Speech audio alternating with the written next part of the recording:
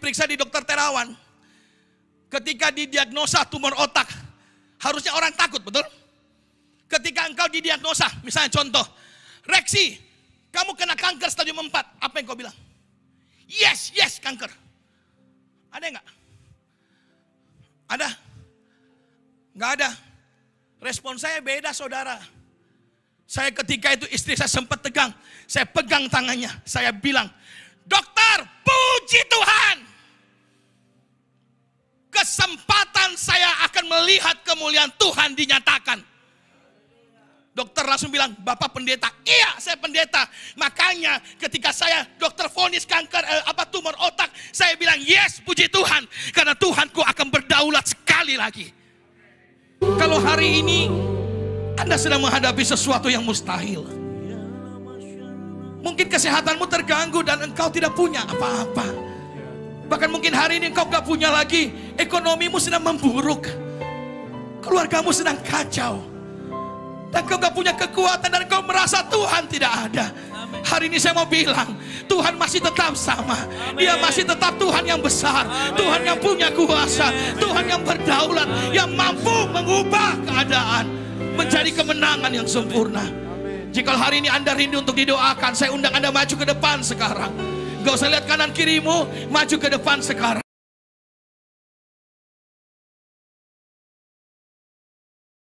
Dalam segala keadaan kami tetap mau percaya. Amin. Sebab kami tahu kekuatan kami hanyalah ketika kami datang dalam hadirat-Mu. Waktu hadirat-Mu bertemu dengan kami, kami akan mengalami Tuhan yang tidak terbatas. Kami akan melihat kuasa Allah bekerja dengan luar biasa. Sehingga setiap apa yang kami hadapi bukan dengan kekuatan kami, tapi dengan kekuatan Tuhan semesta alam. Hamba yang terbatas tinggal dalam hadirat-Mu yang tidak terbatas. Ambil alih tempat ini, isi hatimu, ceritakan pada kami. Biar pengurapan Allah bekerja sehingga menjamah kami, telinga sebagai seorang murid, hati yang terbuka lebar untuk firman Allah yang bekerja, firman yang hidup akan mengubah kami menjadi serupa dengan Tuhan. Di dalam nama Tuhan Yesus kami siap untuk diberkati. Yang siap sama-sama katakan amin. Oke, sebelum duduk bilang kongsi facai, Tuhan Yesus memberkati. Ayo. Kongsi facai, Tuhan Yesus memberkati. Ampau nalai. Oke, silakan duduk semuanya. Puji Tuhan. Haleluya. Shalom semuanya. Yang masih hidup angkat tangan. Oh, puji Tuhan masih hidup. Yang masih hidup saya ulang lagi, angkat tangan. Wah, amin. Saya percaya semuanya masih segar bugar. Anugerah Tuhan boleh membawa kita ada ke tempat ini, amin. Sini yang kuala semuanya, ampau nalai, haleluya. Saya percaya hari ini banyak pengejar-pengejar ampau, haleluya. Amin. Coba bilang kanan kirimu, mukamu sepertinya sama. Saya ingat dulu waktu saya kecil masih di Makassar itu suasana Imleknya kental sekali. Jadi kalau sudah Imlek itu pagi-pagi sepupu-sepupu kumpul, kita sudah berdiskusi. Ayo kita pergi ke Om ini, ke AI ini sebab ampaunya besar. Jadi pergi ke ampau yang paling besar sampai ampau yang paling kecil.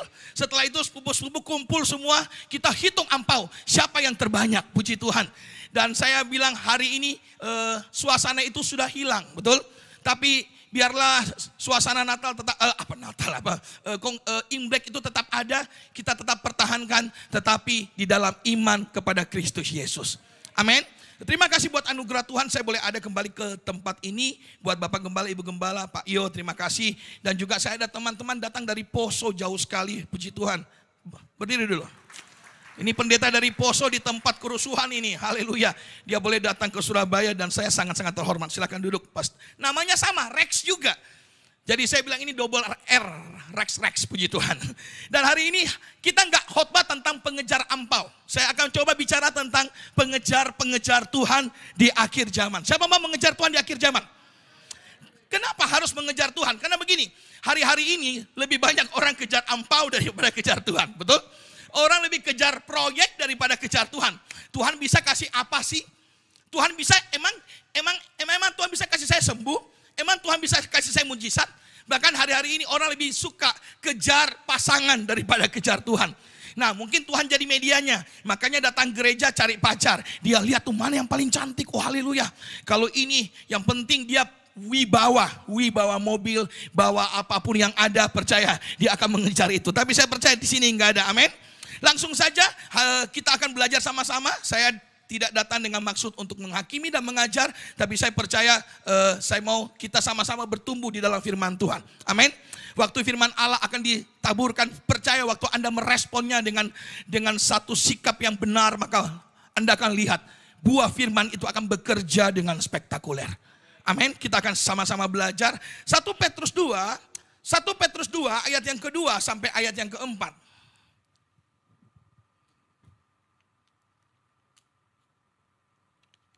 1 Petrus 2, sudah dapat?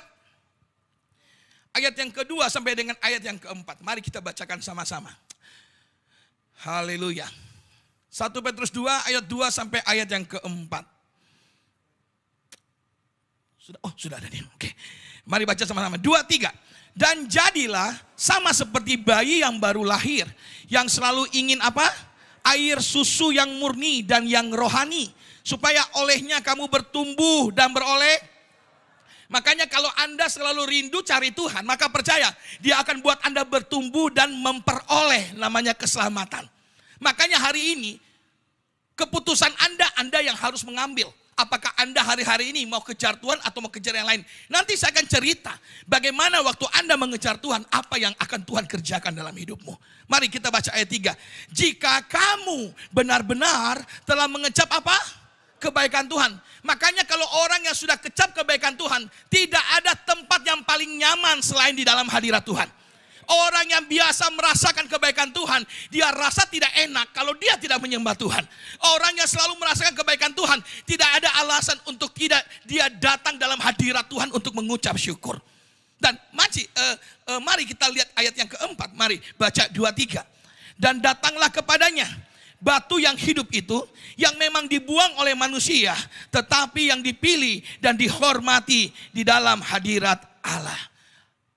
Gereja kalian mengambil tema batu pencuru, batu yang dibuang, adalah Yesus. Tetapi firman Tuhan bilang apa?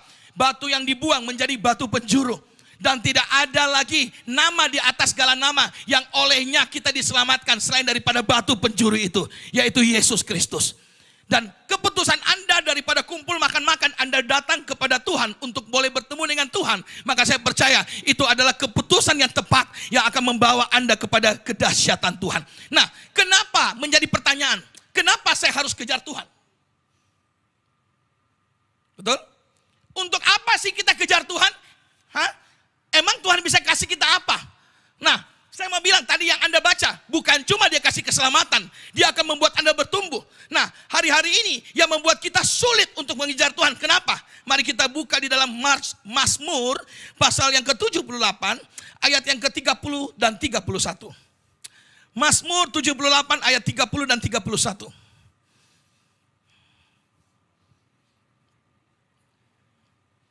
Mari kita belajar sama-sama. 2, 3. Mereka belum merasa apa? Puas. Sedang makanan masih ada dalam mulut mereka. Terus, maka bangkitlah murka Allah terhadap mereka. Ia membunuh gembong-gembong mereka dan menewaskan apa? Teruna-teruna Israel. Nah, para pengejar Tuhan, dia harus memiliki yang pertama. Dia harus punya rasa puas atau cukup dengan dunia. Bilang kanan kirimu, cukup dengan dunia. Ayat ini apa? Ayat ini adalah Israel waktu dia di Mesir. Ketika Tuhan bawa dia keluar, dia mengalami 10 tulah. Mereka lihat kebesaran Tuhan. Amin. Mereka melihat Tuhan membelah laut Teberau. Mereka melihat Tuhan memelihara mereka. Ketika mereka dingin, Tuhan kasih tiang api. Ketika mereka panas, Tuhan kasih tiang awan. Supaya Israel ini boleh ada dalam pemeliharaan Tuhan. Mereka mengecap kebaikan Tuhan. Tapi Alkitab bilang, ketika mereka mengambil makan pun, mereka tidak merasa puas. Kalau Anda baca dalam kitab Keluaran, sedang mereka mengambil, Tuhan bilang apa? Ambil secukupnya. Betul? Tapi mereka mengambil banyak roti, banyak daging. Sehingga roti dan daging itu berubah menjadi ulat yang busuk. Tuhan mau bilang sama Anda, harus punya rasa cukup dengan dunia. Kenapa bisa? Kalau Anda tidak punya rasa cukup dengan dunia, dunia akan terus menagih Anda sampai Anda terus apa? Ditarik sampai Anda semakin sama dengan dia. Saya kasih contoh, ibu-ibu kalau ke mall, ke Plaza Indonesia, dia lihat, LV. Lihat LV, penggagas LV Usmos, langsung mukanya, matanya langsung muncul L dan sebelah kiri V. LV. Dia nggak mau tahu, dia pasti belanja. Dia lihat Gucci, langsung bilang, Papa, Gucci, Pak, Gucci. Akhirnya apa? Tidak tahan. Itu buat orang-orang kaya. Tapi buat orang-orang setengah, dia lihat baju, ya setidaknya, ya lihat apa ya, Pedro aja deh. Baru ini Pedro nih, luar biasa, dahsyat. Dia mulai belanja. Lihat emas, dia mulai beli. Akhirnya tanpa sadar, dunia tidak pernah membuat mereka rasa cukup dan puas. Selalu mau, dan selalu mau. Itu baru shopping. Yang lebih bawah lagi, lihat Giordano Matahari. Langsung dia kejar. Gak mau berhenti. Kenapa? Karena dunia akan menarik dia. Itu baru shopping. Belum Anda minum. Siapa yang suka minum? Minum bir. Mulai dari satu, pelan-pelan mau, akhirnya tidak pernah berhenti, akhirnya menjadi seorang pemabuk. Siapa pernah pakai narkoba?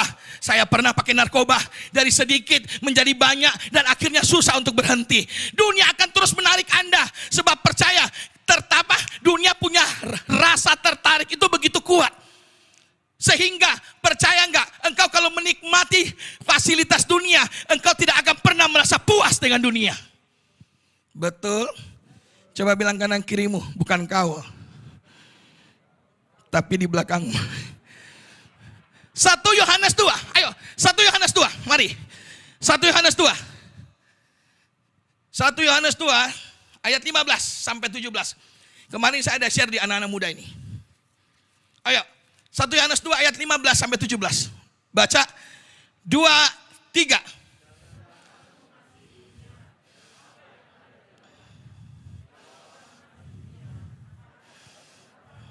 Stop. Tuhan bilang apa?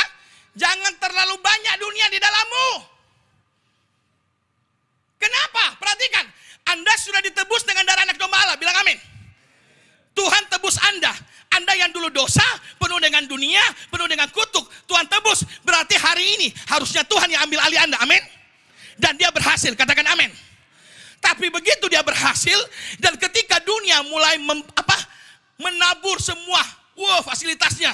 Kalau Anda mulai tertarik, maka percaya, dunia tidak akan pernah bilang rasa cukup dengan Anda. Anda akan kerja, tidak tahu diri, berhenti. Anda akan terus mencari tanpa tahu diri, sampai Anda kehilangan yang namanya waktu dengan keluargamu. Waktu dengan Tuhan. Amin. Dunia akan menarik Anda. Makanya dia bilang apa? Kalau kau kasihi dunia, maka kasih akan Bapa mulai hilang. Kenapa? Perhatikan saya. Saya minta satu orang contoh maju ke depan. Saya di sini. Lihat ini. Ini dunia. Siapa lagi satu orang? Pendeta Rex lah ini. Rex ketemu Rex, puji Tuhan. Ini Rex ini. Ini Tuhan nih. Ambil alih saya. Berarti dia menjadi temanku kan? Amin. Begitu Anda mulai bergaul dengan orang yang sembarangan, dia mulai ajar Anda merokok. Gak pernah berhenti. Akhirnya, enak banget ya kita menyembah sambil merokok. Asik. Bahasa roh dulu. Enak. Akhirnya jadi rohani tapi rohana. Makanya banyak, tidak apa-apa. Kita kan hidup dalam kasih karunia. Tuhan pasti ampuni. Betul, Tuhan ampuni. Kalau kau gak tahu diri, ya sama aja dengan kurang ajar. Amin. Amin. Akhirnya dia mulai ajar saya minum. Mabuk. Dari satu minuman mungkin bir, berubah menjadi wine, berubah menjadi apa? Martel. Dan akhirnya minum boleh tapi jangan berlebihan. 1 sloki aja cukup. Nah pertanyaannya, selalu kalau kita minum tidak tahu diri. Dan kalau sudah habis 2 botol, ada nggak orang mabuk bilang dirinya mabuk? Sudah mabuk? Belum mabuk ini. Ya masih bisa. Dunia akan menarik Anda. Dan ketika dunia mulai menarik Anda, maka percaya, Yesus yang ada perlahan-lahan hilang. Kenapa? Karena dia mulai menarik saya lebih kuat. Dan tanpa Anda memberikan dirimu lebih kepada Tuhan, maka Anda akan sama dengan dunia. Bilang kanan kirimu, bukan kita. Di depanmu Haleluya. Tuhan bilang, kalau dunia berhasil ambil alih kau, kau kasihi dia lebih, maka dia akan mengeluarkan kasih Tuhan dalam hidupmu. Ayat 16, silakan kembali bapak-bapak pendeta. Ayat 16, baca 2-3. Baca 2-3. Sebab semua yang ada di dalam dunia, yaitu keinginan daging dan keinginan mata, serta keangkuhan hidup, bukanlah berasal dari Bapa, melainkan dari dunia. Ngelihat Elvi nggak puas, lihat jam nggak puas, lihat istrinya nggak puas, maunya cari lagi yang baru. Lihat istri yang kedua belum puas, cari yang ketiga. Dia suaminya sudah tua, bangka, nggak usah. Meskipun dia tua, dia yang diberkati oleh Tuhan, dia milikmu. Amin, amin. Nah, makanya dunia akan menawarkan daging, akan menawarkan terus dan terus sampai Anda akan berubah. Makanya doa Bapa kami bilang apa? Berikan kami pada hari ini. Kenapa secukupnya? Supaya Anda gak mengeluarkan Tuhan dalam hidupmu dan selalu ada punya rasa syukur kepada Dia. Amin. Pernah gak ada doa Bapa kami? Tuhan, berikan saya proyek yang triliun-triliun. Makanya banyak orang punya proyek, tapi dia kehilangan keluarga. Saya contoh sempurna. Saya sibuk pelayanan, 1 bulan saya khotbah 30 kali, 38 kali. Kurang banyak. Banyak. Ini ada wakil gembala saya 1 orang di sini. Dia tahu pelayanan saya jadwalnya padat pol. Sehingga selalu pulang, saya nggak punya waktu sama keluarga. 1 hari, anakku lebih mencintai guru lesnya daripada mencintai bapaknya. Bilang kanan kirimu kayak kau. Jauh cien. Tian jauh cien. Nggak pernah mau punya waktu sama-sama anaknya. Bahkan Anda melayani, cien cari Tuhan. Tapi nggak melayani keluargamu. Anda orang yang maaf. BODOH. Anda punya Tuhan tapi keluargamu hancur untuk apa? Tuhan akan mulai dari dirimu, dari keluargamu. Bahkan semua ke pelayanan. Setiap hari bilang, pelayanan. Tapi bikin marah mamanya. Setiap hari apa? Maki-maki mamanya. Setiap hari apa? Maki-maki istrinya. Kamu ini ya, istri setan. Nggak ada di sini, amin. Kalau ada suami-suami seperti itu, percayalah suaminya raja setan. Kalau dia berani maki istrinya setan, berarti suaminya raja. Istri banyak, banyak yang melayani. Oh, rohani sekali, Pak Yo. Datang angkat tangan, nangis. Pak Pendeta, Tuhan baik ya. Iya. Pulang dia perlakukan menantunya seperti binatang. Cuci itu piring sana. Malas sekali. Tapi kalau sama-sama Tuhan, alimnya minta ampun. Halo, Tuhan bukan Tuhan sembarangan. Harusnya Tuhan yang engkau sembah, yang engkau diami, mampu mengubah karaktermu sama dengan siapa yang engkau sembah itu. Amin. Untuk apa Anda melayani kalau keluargamu hancur? Saya orang yang pertama bilang stop pelayanan kalau Anda belum memperbaiki keluargamu. Amin. Banyak orang pelayanan tapi hidupnya penuh dosa. Seks jalan terus, bohong jalan terus, korupsi jalan terus. Halo, di sini nggak ada, di sana sini yang banyak. Halo, kita bicara cenglilah, bicara yang realita. Banyak orang khotbah terlalu ngambang, terlalu rohani. Sampai kadang, sampai lupa injak-injak bumi. Kita hidup di bumi, bos. Amin, amin. Ini yang realitanya. Nah, makanya kenapa Tuhan bilang apa? Saya bilang, saya kehilangan waktu sama anakku. Anakku tidur, ketika tidur bangun, guru lesnya datang. Harusnya bangun bad mood dong, betul? Dia bangun, mister, mana mister? Papanya dicuekin, saya sedih sekali. Saya cium dong. No, mister, dia turun. Saya bilang, Tuhan, kenapa papanya gak punya waktu? Tiba-tiba saya lihat di CCTV, dia main sama anakku. Simple, sederhana. Anak tidak butuh banyak fasilitas mewah. Dia hanya butuh orang yang menemani dia untuk dia bertumbuh besar berhari-hari, setiap hari. Sampai anak itu bisa merasakan kasih Bapa. Maka dia tidak akan pernah mencari kesenangan di luar sana. Jangan salahkan anakmu akan mulai mabuk, dugem, narkoba. Karena dia tidak menemukan kasih bapa dan ibu di dalam rumah. Amin. Tiba-tiba saya menangis, Tuhan. Kenapa? Tuhan marah sama saya. Kamu Rex. Wih, saya kaget. Kamu bisa melayani hebat. Oh, diurapi. Tapi kamu tidak bisa menjadi ayah yang baik. Oh, ayah yang baik bisa. Kamu beri makan dia, kamu kasih susu, kamu kasih dia uang. Tapi kamu lupa jadi sahabat yang baik buat anakmu. Saya mau bilang, berapa banyak orang seperti itu. Dunia menarik dia sampai dia kehilangan banyak hal yang paling berharga dalam hidup. Jangan sampai dunia berhasil mengambil Yesus yang ada pada Anda. Bahkan dia mengambil keluarga yang engkau sedang bangun hari-hari ini. Amin. Bilang kanan kirimu, bilang cukup dengan dunia. Amin. Ayat 17. Ayat 17. Mari baca. Pemain musiknya enggak temani saya ya. Pantas saya merasa ada yang kosong nih. Hilang nih. Nah, ini dia. Ayat 17, baca. Saya minta tolong besok-besok WL, singer, semua pemain musik kalau habis main jangan pergi belakang hilang. Anda nikmati firman Tuhan.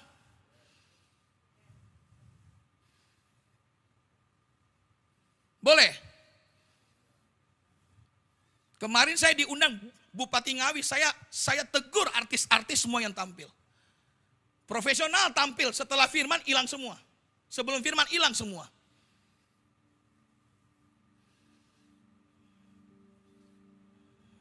Kita bicara Tuhan, tapi kita nggak pernah duduk di kaki Tuhan.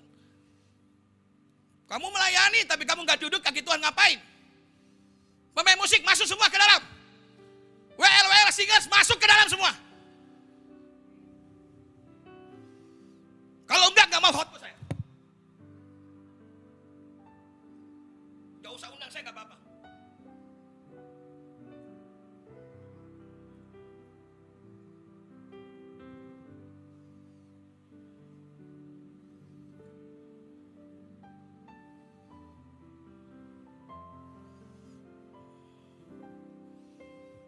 Sudah?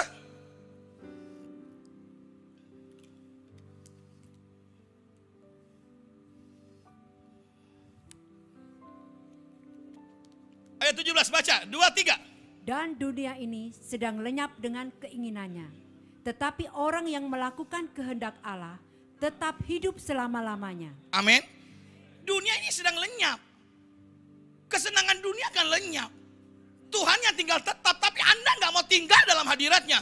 Anda mau menjadi pengejar Tuhan, tapi Anda nggak pernah berdiam dalam hadiratnya. Anda melayani tentang Tuhan, tapi Anda nggak melayani dia dalam hadiratnya. Untuk apa kamu punya perkakas talenta hebat? Kalau kamu nggak punya rasa cinta dan hormat akan hadiratnya. Amin. Nggak perlu skill yang jago-jago. Kalau etika kamu nggak benar, Anda nggak usah melayani. Amin. Kita butuh skill, tapi kita butuh hati yang benar. Amin. Makanya dunia ini sedang lenyap. Tuhan bilang apa? Cukup dengan dunia. Kalau dunia bisa menarik Anda keluar dari hadirat Tuhan, berarti Tuhan tidak lagi jadi lebih penting dalam hidupmu. Amin. Amin. Kita ngomong cenglila. Halo. Makanya saya nggak pernah mau gereja saya nggak bisa goyakan oleh yang lain. Mau Anda kaya bagaimana, Anda nggak bisa ngatur gereja saya. Itu gereja saya. Saya hidup bukan dari Anda, saya hidup dari Tuhan. Amin. Orang yang punya takut akan Tuhan, dunia tidak akan membuatnya menarik. Tuhan yang membuat dia menarik. Dan dia akan bilang, saya cukup dengan dunia. Makanya dia bilang apa? Aku meninggalkan apa yang ada di belakangku. Aku mengejar apa yang ada di hadapanku. Karena Paulus bilang apa? Aku punya kebanggaan. Aku warga negara Roma. Aku punya kuasa. Aku orang kaya. Aku bangsawan. Aku punya semua. Tapi aku bilang ini sampah. Karena aku dapat harta yang jauh lebih mulia. Apa itu? Yesus Kristus.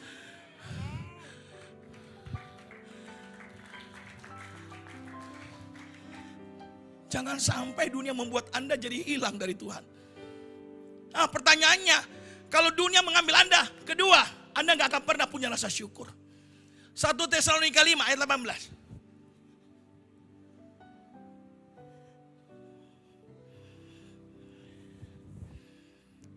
Pernah dengar Gehazi mengambil uang Naaman? Betul? Elisa bilang begini, Gehazi, kono aja ambil duitnya Naaman yo. Naaman iki wes sembuh loh. Ojo diambil yo.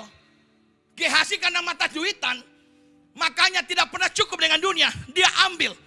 Akhirnya dia berubah jadi apa? Kusta. Pernah bertanya, kenapa Elisa gak mau ambil uang Naaman? Karena Elisa tahu dunia, harta tidak bisa mencuri Tuhan. Karena kalau ketika dia ambil bagi pengejar Tuhan, dunia harusnya cukup bagi Anda. Dan saya mau bilang Yesus cukup bagi aku. Amin. Mari kita lihat sama-sama. 1 Tesalonika 5 ayat 18. Baca 2-3. Mengucap syukurlah dalam segala hal. Sebab itulah yang dikehendaki Allah di dalam Kristus Yesus bagi kamu. Amin. Mengucap syukurlah dalam segala hal. Karena inilah yang dikehendaki Allah. Tuhan mau Anda bilang cukup dengan dunia. Kenapa? Supaya bisa ucapan syukur. Karena waktu orang mengucap syukur, maka dia bisa menyembah Tuhan. Firman Tuhan bilang apa? Mari masuk gerbangnya. Dengan apa? Dengan hati bersyukur. Anda gak bisa menyembah Tuhan kalau gak punya rasa ucapan syukur. Kenapa? Karena dunia tidak bisa mencuri Tuhan dari Anda lagi. Makanya kenapa Daud gubah satu Mazmur. Mazmur 69. Mari kita mengalir aja. Mazmur 69 ayat yang ke-9. Baca ini. Sebab cinta untuk rumahmu menghanguskan aku. Dan kata-kata yang mencela engkau telah menimpa aku. Daud bilang begini. Saking aku cintanya sama kamu Tuhan. Aku bilang cinta untuk rumahmu itu menghanguskan aku. Ini bukan kata-kata puisi biasa. Kalau engkau gali kata menghanguskan, dia memakai kata akal. A-K-A-L. Akal. Akal itu apa? Dia bilang begini, akal yang pertama.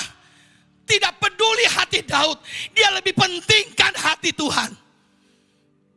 Dia nggak peduli perasaannya lagi.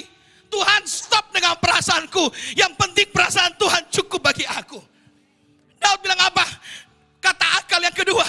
Mengubah aku sampai aku membuang dunia. Sampai kesenangan Tuhan yang terjadi atas aku. Halo. Makanya orang mengucap syukur. Daud dalam keadaan yang terjepit. Dia tetap bisa mengucap syukur. Ketika dia di Siklak, dia dihadapi dengan begitu banyak pencobaan. Apa yang terjadi? Dia menguatkan imannya. Dia masuk dalam hadirat Tuhan. Makanya orang yang punya rasa ucapan syukur kepada Tuhan, dunia tidak bisa merampas dia dari hidupnya. Pertanyaannya hari ini, waktu Anda sakit masih bisa menyembah? Wes miskin habis gak punya apa-apa masih bisa menyembah? Wes kanker mau mati masih bisa menyembah? Amin. Ketika Anda bilang amin, puji Tuhan. Lebih banyak yang gak bisa menyembah waktu gak punya apa-apa. Istri saya kena tumor otak. Saya gak pernah cerita pada yang lain. Tiba-tiba ketika kena tumor otak, kami periksa di dokter Terawan. Ketika didiagnosa tumor otak, harusnya orang takut, betul? Ketika engkau didiagnosa, misalnya contoh, Reksi, kamu kena kanker stadium 4. Apa yang kau bilang? Yes, kanker. Ada enggak? Ada? Enggak ada. Respon saya beda saudara. Saya ketika itu istri saya sempat tegang. Saya pegang tangannya. Saya bilang, dokter, puji Tuhan. Kesempatan saya akan melihat kemuliaan Tuhan dinyatakan. Dokter langsung bilang, Bapak pendeta. Iya, saya pendeta. Makanya ketika saya dokter vonis kanker tumor otak, saya bilang yes, puji Tuhan, karena Tuhanku akan berdaulat sekali lagi. Dan akhirnya kanker tumornya di batang otak, di seluruh saraf. Bicara, merespon, dan itu sudah 5 cm, hampir 6 cm besarnya. Dan membuat istri saya tuli sebelah kiri, kanan hampir tuli, mata hampir buta. Secara manusia, saya sedang diuji. Apakah mau pakai iman atau tidak? Saya sudah bilang, saya sudah mulai dari iman. Saya akan melangkah dalam iman. Karena saya tahu siapa yang menampingi saya, siapa yang menyertai saya. Seorang pengejar Tuhan tidak akan pernah meragukan Allah dalam hidupnya. Karena waktu engkau ragukan Allah, engkau sudah mengkudeta dia dalam hidupmu. Amin. Tiba-tiba dokter bilang operasi di Indonesia. Saya bilang no. Saya berdoa, Tuhan bilang pergi Penang. Saya pergi Penang dan akhirnya kami berangkat dengan iman. Saya hanya bawa uang 75 juta. Karena saya punya uang hanya 25 juta. Karena saya baru buka sekolah misi, saya menabur begitu banyaknya. Dan akhirnya saya hanya bawa 25. Tiba-tiba cici saya bilang, Rex, saya transfer kamu 50 juta. Oke, hanya dengan 75 juta saya melangkah dengan iman. Saya ke rumah sakit Island Hospital, ditangani oleh Dr. Lee Hokiong. Lee Hokiong bilang begini, Pak Pendeta, siapkan saja sekitar 80.000 sampai 90.000 ringgit. Oke, siap. Pasti bisa. Oke, saya berangkat dengan 75 juta. Padahal saya tidak pernah hitung-hitung, ternyata sekitar 325 juta, 90.000 ringgit. Pas mau istri mau operasi, saya pergi ke kasir. Saya keluarkan, dengan PD-nya 75 juta. Wih, puji Tuhan, ketolak semua. Saya keluarkan kartu kredit satu, ditolak, puji Tuhan. Yang satu, ditolak, puji Tuhan. Ditolak semua sampai saya udah nggak tahu. Istri mau masuk ke ruang operasi, iman saya sedang diuji. Apakah saya bisa bayar atau tidak? Saya diam, saya mundur. Sedih Bapak, Ibu. Kalau kita sebagai suami melihat istri mau dioperasi dan kita nggak punya uang, sedih rasanya. Saya bilang, wait sister, 5 minutes, I want to pray. Saya nyanyi, I just want to praise you and lift my hands and say, I love you, you are everything to me, and I exalt your holy name. I exalt your holy name. Saya nggak mau protes sama Tuhan. Saya tahu kalaupun tidak operasi, saya tahu Tuhan lebih hebat. Tiba-tiba Roh Kudus gerakan saya. Tes, semua orang liatin saya dan mereka mulai, ini orang mau operasi, nekat gak punya uang. Tiba-tiba Roh Kudus cek sana, pergi bawa bayar. Saya tes, berhasil 325 juta. Saya baru berhasil, ada SMS masuk. Ada seorang bos batubara, dia SMS saya. Brother, saya baru transfer kamu 300 juta. Saya mau bilang, akhirnya istri saya masuk operasi. Dan itu belum berhenti. Mujizat pertama sedang terjadi. Mujizat kedua sedang berlangsung. Kenapa? Jam 7:30 pagi kami masuk ke ruang operasi. Dan saya hanya santai, saya pertama kali di ruang tunggu operasi. Tiba-tiba jam 9, jam 10, jam 11 mulai datang pasien. Hari itu ada sekitar 20 lebih orang Indonesia. Mereka menangis di ruang tunggu karena saya mulai melihat ternyata di rumah sakit di Pineng itu banyak orang yang kehilangan harapan. Banyak yang sudah kanker stadium akhir, banyak yang kena penyakit jantung, banyak yang sudah jatuh di pesawat. Saya angkat ibu-ibu kemoterapi sampai pusing, saya angkat. Saya tahu rasa mereka yang namanya sakit dan gak punya uang, saya tahu. Tiba-tiba jam 1, saya masih, karena dokter bilang hanya sekitar 5-8 jam ini Pak Pendeta. Jadi you don't worry. Oke, I don't worry. Tapi ya sebagai suami juga tetap harus ada cemas-cemas sedikit lah ya. Tiba-tiba akhirnya saya di ruang operasi, saya melihat Tuhan bilang, untuk apa saya kirim kau ke Penang kalau kau tidak mempermuliakan namaku. Saya mulai rubah ruang tunggu operasi. Bapak mau saya doakan? Mau. Saya doakan, mereka nangis-nangis karena mereka kanker di usus pecah. 4 orang muslim.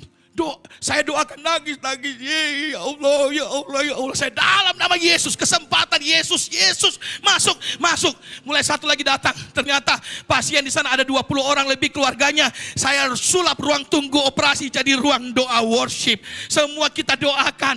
Dan hari itu tidak ada satu pun yang mati.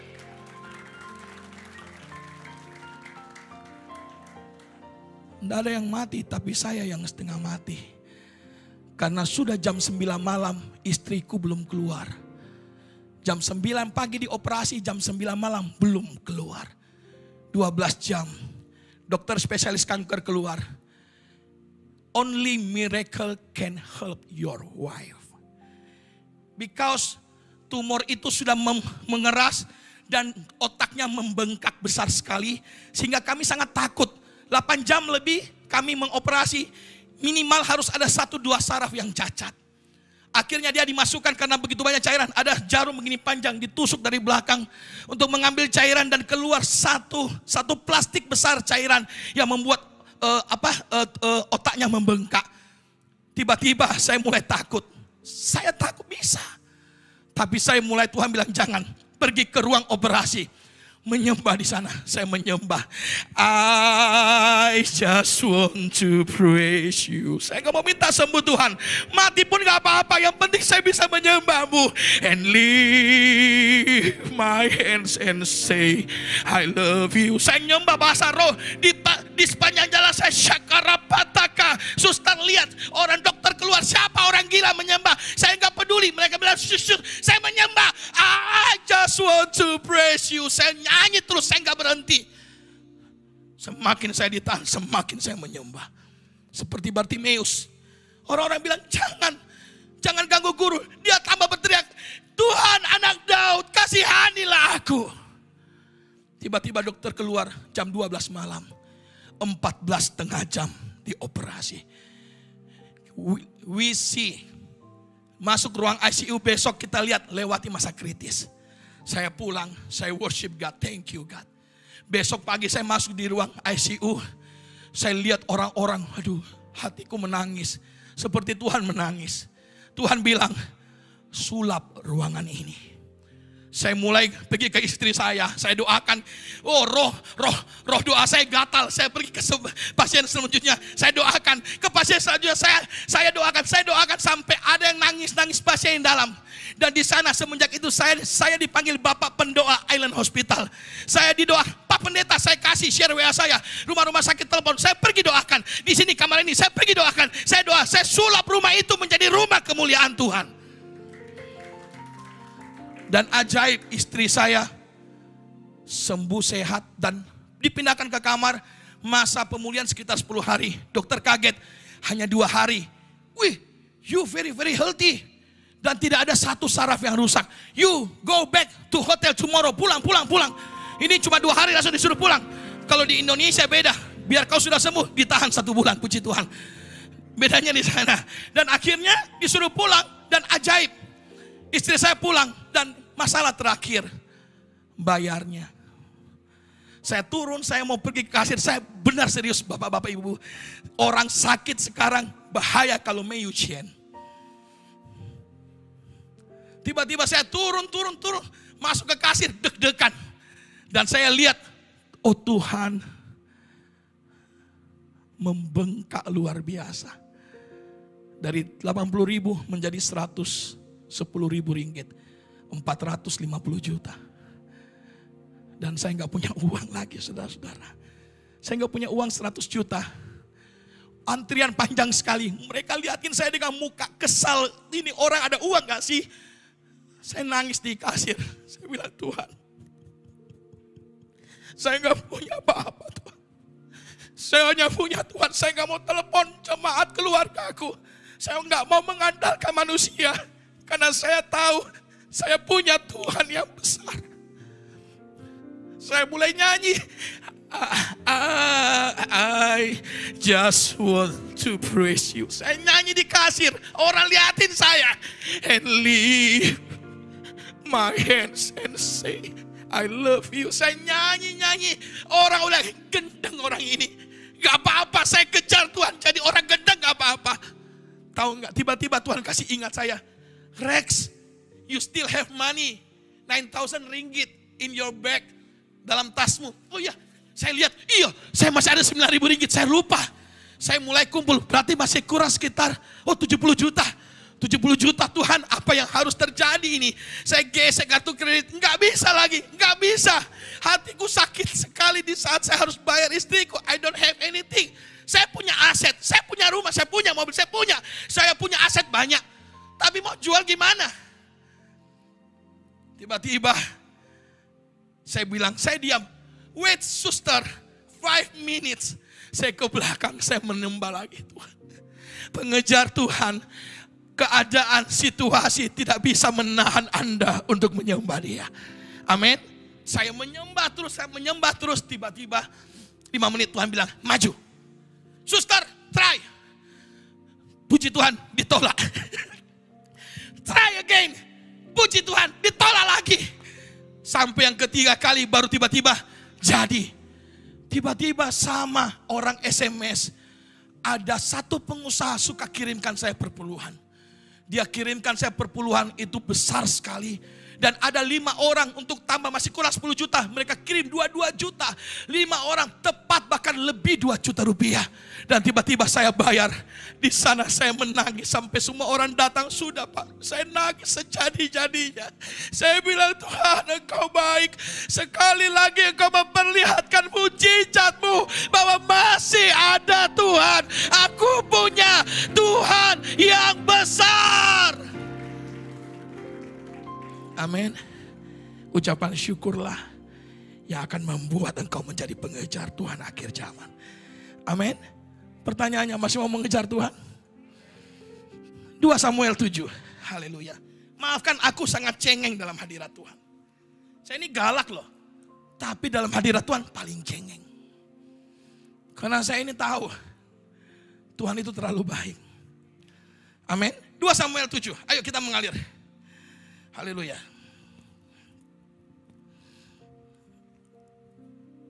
2 Samuel 7 ayat 3 sampai 5 dulu.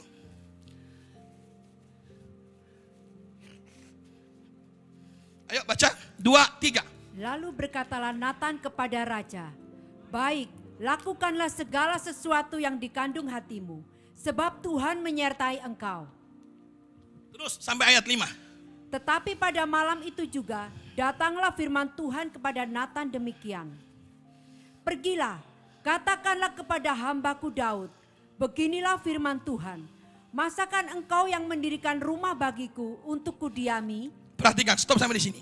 Daud ini gila banget. Saya belajar banget menyembah Tuhan dari Raja Daud. Raja Daud bilang begini. Kemah Musa itu Tuhan yang suruh buat, betul? Tabernakel Daud yang suruh selalu membangun. Tapi ikhtiar pertama kali yang ingin membangun rumah Tuhan itu adalah Raja Daud.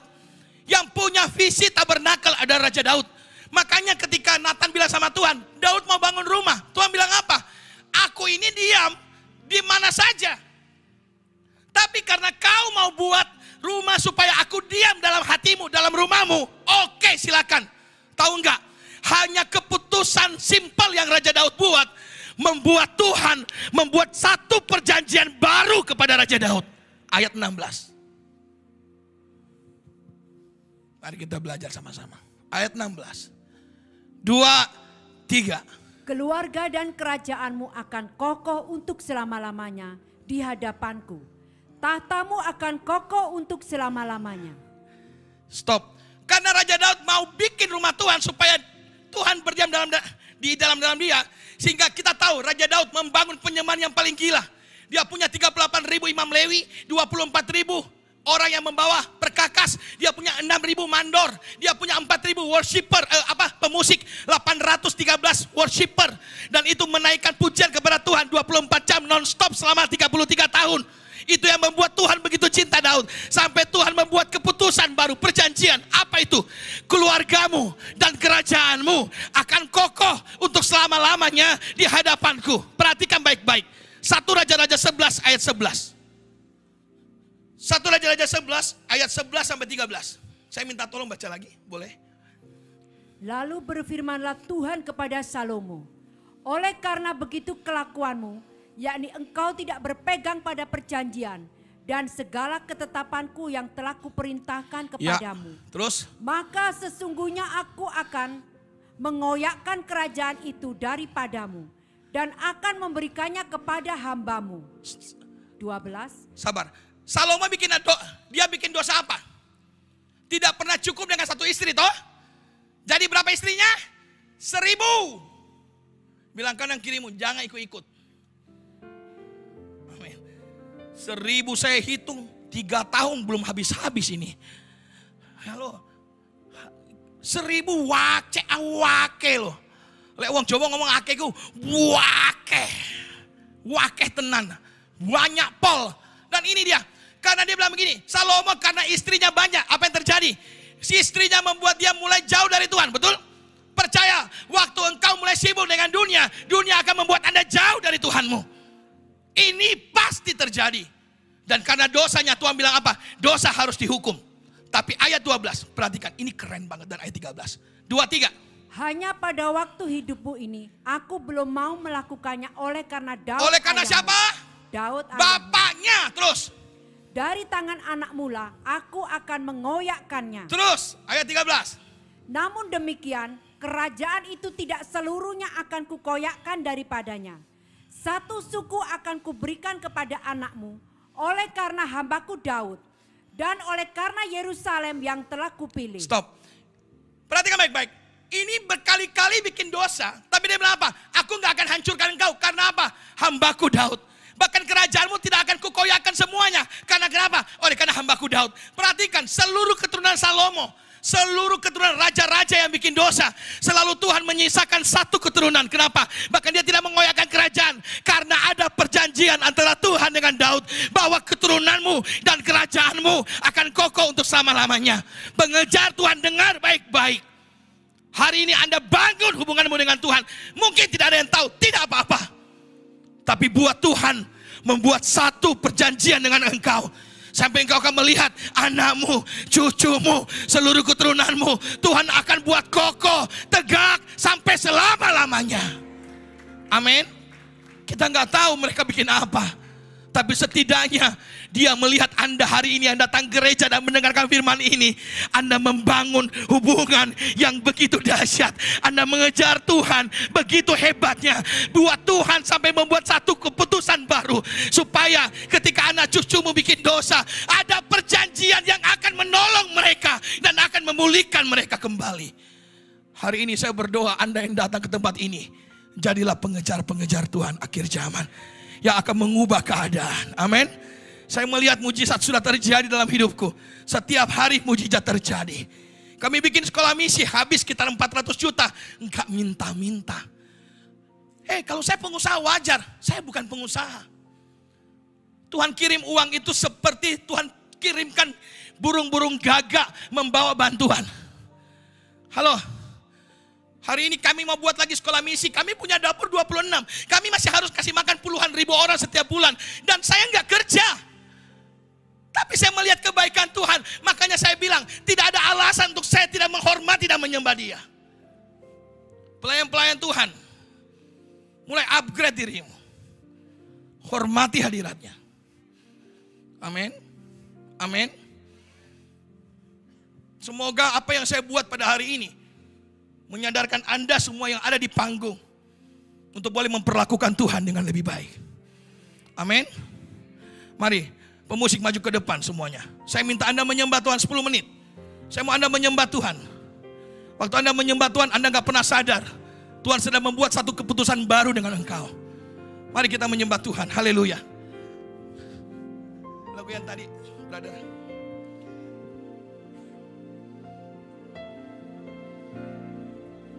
Di dalam kelemahanku sempurna kuasa-Mu. Hebatnya tantanganku, hebatnya tantanganku, lebih hebat Tuhanku. Ku berserah kepadamu di dalam kelemahanku, di dalam kelemahanku. Sempurna kuasa-Mu Tuhan, sempurna kuasa-Mu. Hebatnya tantanganku Tuhan, hebatnya tantanganku, lebih hebat Tuhanku, lebih hebat Tuhanku. Ku berserah, ku berserah kepada yang membelah laut, yang teduhkan pada. Amin. Yang mustahil pun kuasa-Mu yang pegang hidupku, yang buka jalan bagiku. Kau pembuat mujizat sejati. Dari awal kita mau naikkan dengan sungguh-sungguh. Katakan, di dalam kelemahan sempurna kuasa-Mu, sempurna kuasa-Mu. Hebatnya tantanganku, hebatnya lebih hebat Tuhanku, lebih hebat Tuhan. Ku berserah, haleluya. Mari bangkit berdiri semua, katakan, yang membelah laut, yang teduhkan pada, amin, yang mustahil pun terjadi karena kuasa-Mu yang pegang hidupku, yang buka jalan bagiku. Kau pembuat mujizat yang membelah laut, oh, yang membelah laut, amin, haleluya, haleluya, amin. Yang mustahil pun terjadi, yang pegang hidupku, yang buka jalan bagiku. Kau pembuat mujizat sejati. Oh, yang membelah laut, yang teduhkan badai, amin, yang mustahil pun terjadi, amin, karena kuasa-Mu yang pegang hidupku, yang buka jalan bagiku. Kau pembuat mujizat sejati. Aku punya Tuhan yang besar, aku punya Tuhan yang besar, amin, yang tak berjanji dan sanggup menggenapi. Imanku bersepakat percaya kuasa-Nya, amin. Ku terima sekarang kemenangan dari-Mu. Kalau hari ini Anda sedang menghadapi sesuatu yang mustahil, mungkin kesehatanmu terganggu dan engkau tidak punya apa-apa. Bahkan mungkin hari ini engkau gak punya lagi, ekonomimu sedang memburuk, keluargamu sedang kacau, dan kau gak punya kekuatan, dan kau merasa Tuhan tidak ada. Hari ini saya mau bilang, Tuhan masih tetap sama. Dia masih tetap Tuhan yang besar, Tuhan yang punya kuasa, Tuhan yang berdaulat, yang mampu mengubah keadaan menjadi kemenangan yang sempurna. Jika hari ini Anda rindu untuk didoakan, saya undang Anda maju ke depan sekarang. Gak usah lihat kanan kirimu, maju ke depan sekarang.